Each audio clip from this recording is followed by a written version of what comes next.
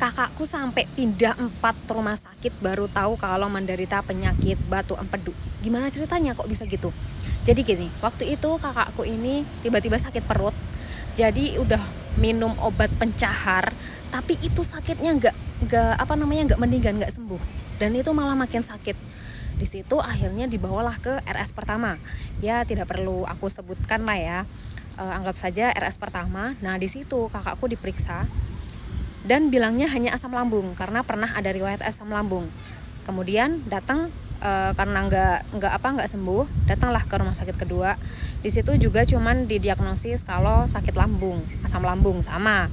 Terus ke rumah sakit yang ketiga itu sama lagi, cuman didiagnosis kalau penyakit asam lambung, dikasih obat dan itu diminum sama kakakku, itu nggak sembuh, masih sakit perutnya. Dan habis itu datanglah ke RS keempat. Di sini ya memang RS-nya ya agak lumayan, karena maksudnya lumayan itu agak yang pricey gitu. Nah habis itu di situ dicek di USG dan ternyata kakakku menderita batu empedu. Nah di situ baru tahu, oh ternyata menderita batu empedu. Dan di situ sama dokter langsung bilang gini ke kakakku, Bapak ini misalkan dalam 1 bulan ke depan, kalau misalkan batu empedunya itu nggak hilang atau nggak luruh atau memburuk, nah Bapak harus melakukan operasi. Begitu. Nah sedangkan di situ kakakku dengar ya langsung kayak astagfirullahaladzim, kayak ya makdek, istilahnya makdek, dimana kaget karena di situ kakakku takut banget sama operasi. Ya nggak cuma kakak sepupu sih sebenarnya, aku pun juga takut kalau disuruh operasi.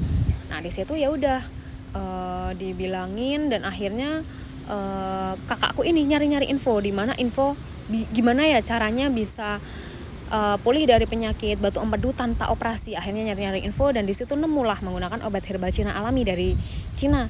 Dimana ya sudah kakakku langsung nyoba saja, yakin, bismillah. Dan alhamdulillahnya waktu itu baru 1 bulan pakai, kakakku udah ngerasa mendingan, badannya enakan, perutnya udah nggak sakit lagi. Dan setelah 1 bulan kurang lebih konsumsi itu kakakku sudah mulai hilang, sudah mulai luruh untuk batu empedunya.